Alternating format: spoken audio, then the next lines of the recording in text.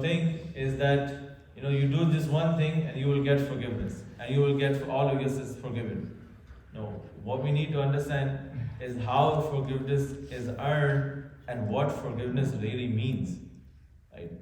So that hadith, which is really famous and everyone has heard it before, those two women in Bani Israel, one of them was a bad character woman who had done so much wrong in her life, right? And one day she was passing by the road and she saw one thirsty dog, right? That dog, he was extremely thirsty, looking for water. Now she saw that there is a well, but this dog cannot go inside and get the water.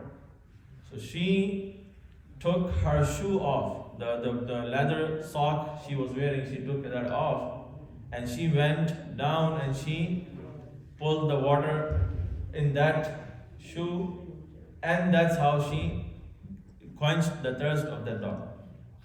Now that one deed was done it was a so genuine deed. It was done with so much passion, so much sincerity, that sincerity was liked by Allah subhanahu wa ta'ala. That sincerity was liked by Allah subhanahu wa ta'ala. That passion that she had, that she didn't want anyone to know about this. Or she did it solely, for the sake of Allah. Right? Who can serve the dog too, right? So that was liked by Allah subhanahu wa ta'ala in such a way that the hadith says her all previous sins were forgiven. And then the hadith says that Allah made her enter into Jannat because of that sin, because of that good deed. And then there was another woman that she had a cat as a pet, right? And she locked her in a cage.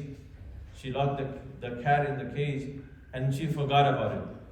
And she never gave her food or drink to quench her needs, to fulfill the needs. And that cat died out of hunger, died out of thirst. That sin, that one sin, and she was a very pious woman, she was a righteous woman. But that one sin was so severe and so disliked by Allah subhanahu wa ta'ala that because of that one sin she was entered into hellfire. Right? Although she was a wise woman, she was a righteous woman. So what ulama say, that's what I wanted to share with everyone, is that not one good deed that woman did that made her enter into Jannah? Or that's not one sin that the other woman committed and that made her enter hellfire. It was that one deed that was so highly accepted by Allah that changed that first woman's life. The life was changed. She earned righteous life. She earned that track of life which lead her towards Jannah because of that one good deed. And she, on the other hand, because of that sin, Allah made her put on that path which lead her towards hellfire. It was not that one deed or that one sin. Similarly, my dear brothers, this is the month of Ramadan.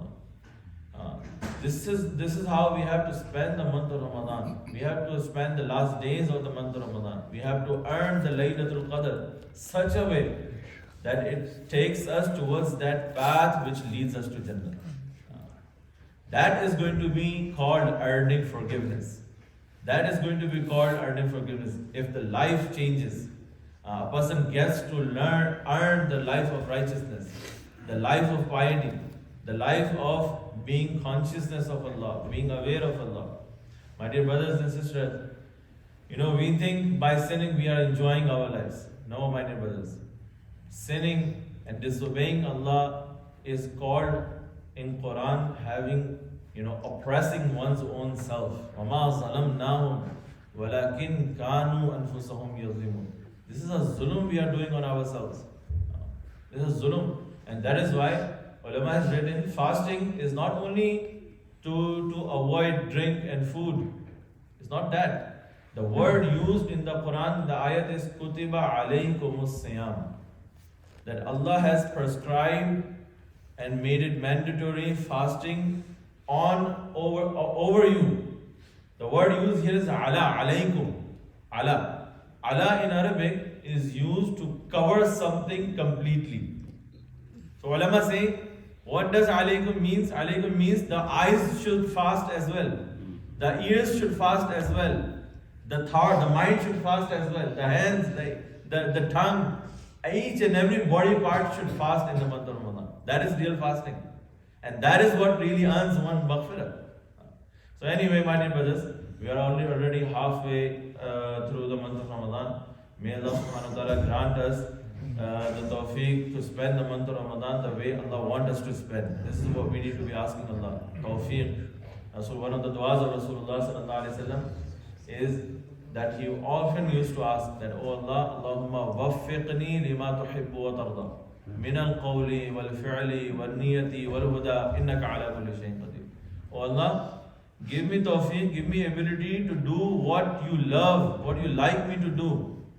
From statements, from intentions, from actions, each and everything that is related to me, give me ability to do, give me intent, give me those intentions which you like.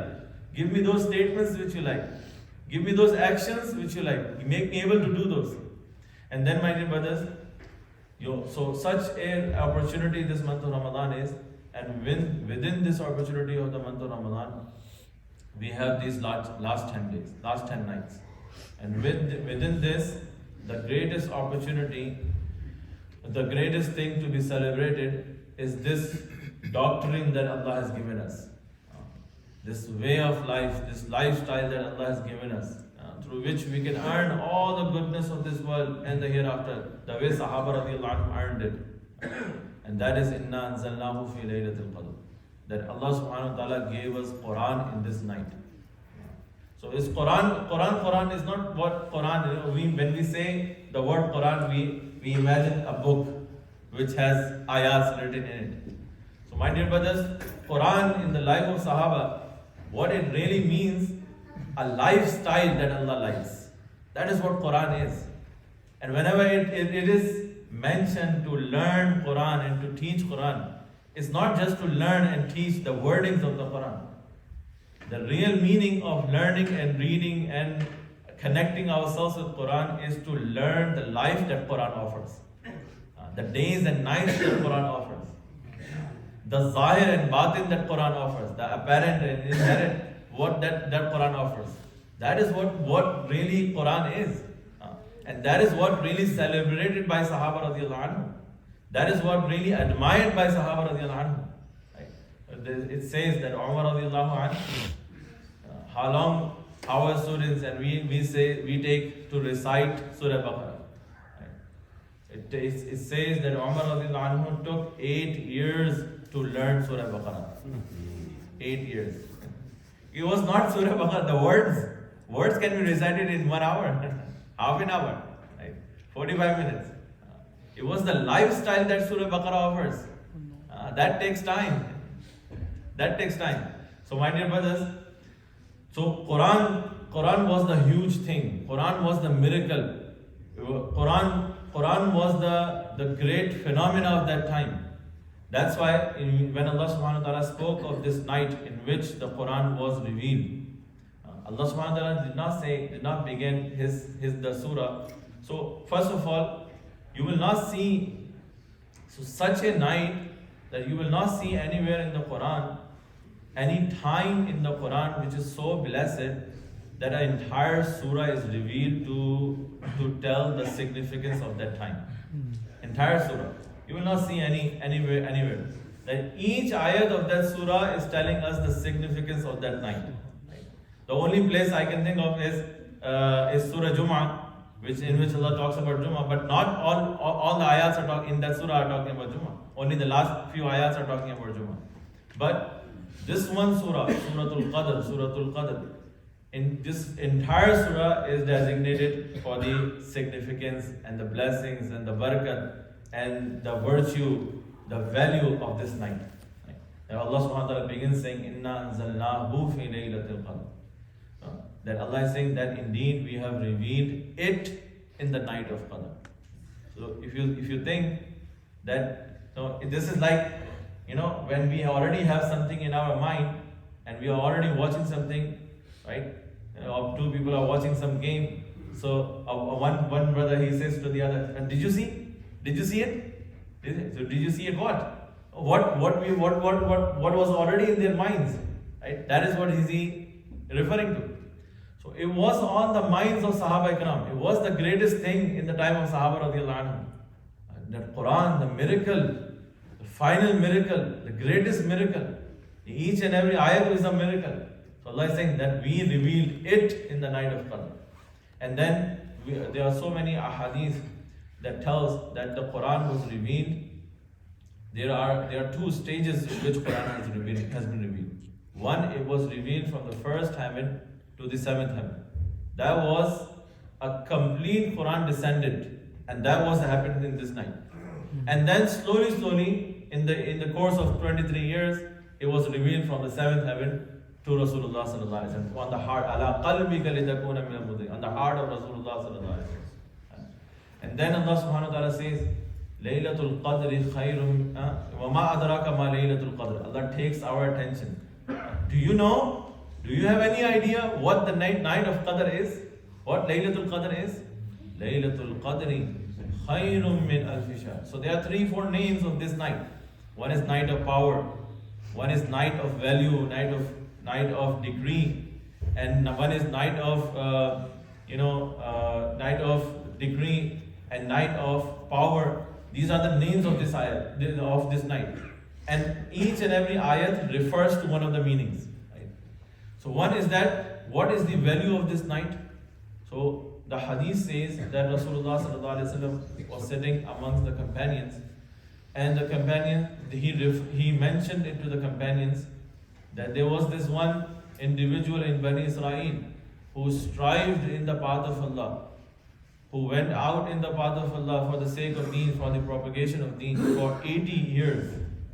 For 80 years. So Sahaba radiallahu anhum, that is how their temperament was, that they would compete themselves with each other in terms of akhirat, in terms of deen, in terms of good deeds. They would not compete each other in houses or in businesses, in cars, in worldly commodities, no. Their competition was in hereafter. How can I gain more hereafter? How can I compete my brothers in the hereafter? There's so many incidents tells us this notion, that Sahaba radiallahu anhu always competing each other. So they was very disheartened that even our lifespan is not 80 years. How are we gonna compete with this brother, with this individual? So before this conversation could get over, before this majlis would end, before this gathering could end, Jibreel alayhi salam descended. And he descended with this ayah, with this surah. Inna anzalnahu fi laylatul qadr. Wa ma adraka ma laylatul qadr. Laylatul qadri khairum min alfi shahr. That this night is better than 1,000 nights, 1,000 months. 1,000 months. And that is exactly 80 some years. So it did not say that it is equal to 80 some years. It is better than 80 some years. It's better than 1,000 months. Now Allah knows only that how better it is, how more it is. Right? So now what it means, what Mufassirin says, that this 80 years, what does it mean? It does not mean that 80 exact years. What it means that 80 years is the average lifespan of one's life. So what they say, that such barakat, such peace, such hidayat, such contentment descends in this night, that if one really worships Allah subhanahu wa ta'ala sincerely, and he makes dua to Allah subhanahu wa ta'ala sincerely, and gets Allah subhanahu wa ta'ala to make a decision, he could change his entire life. That he could earn that blessing, he could earn that hidayat, he could earn that peace which descends in this night for his entire life. This is what khairun min alfi shahr means. And then in one hadith it comes, one of the meaning of qadr is congested, something getting filled up and getting overflow, right? So one of the hadiths it says that so many angels descends in this night, which Jibreel alayhi salam, and that is the word tanazzalul malaikatu is telling us. The word tanazzalul is mudari over here. Mudari means that it is a present tense and future tense. It's not a past tense. So it didn't mean, if it would have been the past tense, it would have mean that Jibreel alayhi salam only descended with angels when he revealed the Quran. No. So it's a past tense, and a future tense means that every year this happens, that Jibreel alayhi salam with angels descends. And the riwayat says he descends with so many angels that their count grows more than the grains of the sand on the earth. More than the grains of the soil on the face of earth. So many angels descends. It's not just that night, my dear brothers. The whole idea is it's an anniversary of the revelation of Quran, of that doctrine of life. Again and again, I'm mentioning the same thing. This is what we need to be celebrating in this night. That Allah gave us Quran. Allah gave us that life through which we can earn everything. Right? And then Allah subhanahu wa ta'ala says, Salamun hiya hatta matla'il fajr. In this night, min kulli amr, also Allah subhanahu wa ta'ala mentioned that in this night Allah subhanahu wa ta'ala decrees and decides what is going to happen throughout the next year. So this is the night in which, my dear brothers, everyone needs to take time out. Everyone needs to cut themselves off from everything and really worship Allah subhanahu wa ta'ala. This is what the hadith also says. Time is finishing. Man qama laylatul qadri imanan wa ihtisaban. So what iman and ihtisab means in this hadith? Iman and ihtisab means that a person worshipped in this night, believing the significance of this night, knowing this night, what this night is. And ihtisaban means that he is aware of all what he has done in his life. He is aware of the sins he has committed. He is aware of, he is regretting. So if one is able to pull this feeling off, then all of his previous sins are forgiven. So my dear brothers, one last hadith I'll quote, that Rasulullah sallallahu alaihi wasallam knew which night it was. He knew the exact night, exact date of this night, right? 21st or 23rd or 25th, which was it? Which one it was? But when he left his room and came out to the masjid to tell people, Allahu Akbar. So there were two Sahaba radiallahu anhum, there were two companions who were having an argument for something, right? And because of that argument, Allah subhanahu wa ta'ala lifted off the knowledge of this night, like which night is what. So ulama say that every year this night changes. So that's why Rasulullah sallallahu alaihi wasallam told us, now I came out to tell you which night it was, but now each and every one of you should seek this night in the last 10 nights of the month of Ramadan. The last 10 nights of the month of Ramadan. So, and that is the reason why, that is the greatest reason why Allah subhanahu wa ta'ala in this deen has given us the i'tikaf of last 10 days. Those people who sit in the i'tikaf, for sure they get this night, right? Because even they are sleeping in the masjid while being i'tikaf, they are still worshipping. Their sleep is also considered worshiping, right? So that is the best way to get this night, the virtue and the value of this night is to do i'tikaf in the masjid for the last 10 days. Inshallah, we will be having i'tikaf starting next Tuesday, this Tuesday, inshallah. Yeah, brothers are sitting. I humbly request from the brothers, this is a once in a year opportunity, right? And this is the best way to spend the whole, i'tikaf is that a person clings to the doors of Allah. He just attaches himself. Either you open the door, or I'm not leaving the door. I am not leaving the door. Right? Like a poor person comes to your house and he just clings on your door. You give it to me, or I'm not leaving. Then what a person will do? Obviously, he would give it to him. That is what i'tikaf is. Rasulullah sallallahu alaihi wasallam never left i'tikaf throughout the 10 years in Medina. Only once when he went for the conquest of Mecca, he missed it. So what he did, the next year he did it 20 days to make that up. So my dear brothers, inshallah, that is what the real purpose of this night, to celebrate the way and the lifestyle that Quran gives us, right? And to ask Allah subhanahu wa ta'ala and supplicate to Allah subhanahu wa ta'ala, worship Allah subhanahu wa ta'ala such a way that Allah changes our life into that life of Quran. Right? So this, this is what the purpose of our organization is. That is what we are really doing here. خيركم من تعلم القرآن وعلمه. The best of mankind are those people who learn that life Quran offers, and who busy themselves and who spend their life, their energy, their time, and their wealth to propagate this life into the people's life. This is the best of mankind. So, my dear brothers, this is the month of Ramadan, and in the month of Ramadan, the virtues are really, raised, and the greatest source to earn nearness to Allah Subhanahu wa Taala is when one spends his wealth, right? Because wealth is most beloved thing to us. وَإِنَّهُ لِحُبِّ الْخَيْرِ لَشَدِيدٌ. And again, when we are reciting Quran in Taraweeh, again and again, Quran tells us, وَمَا أَنفَقْتُم مِّن شَيْءٍ فَهُوَ يُخْلِفُهُ وَمَا تُنْفِقُوا مِن شَيْءٍ فَهُوَ that each and every penny that you are going to spend in the path of Allah, in the name of Allah, Allah is going to fully recompense that to you. Allah knows it, Allah is well aware of it, whatever you are spending. So the quickest way to purify oneself is to look for the opportunities. Whenever there is opportunity to spend in the name of Allah, we should spend, and especially in the month of Ramadan. May Allah subhanahu wa ta'ala grant us the Laylatul Qadr. May Allah subhanahu wa ta'ala grant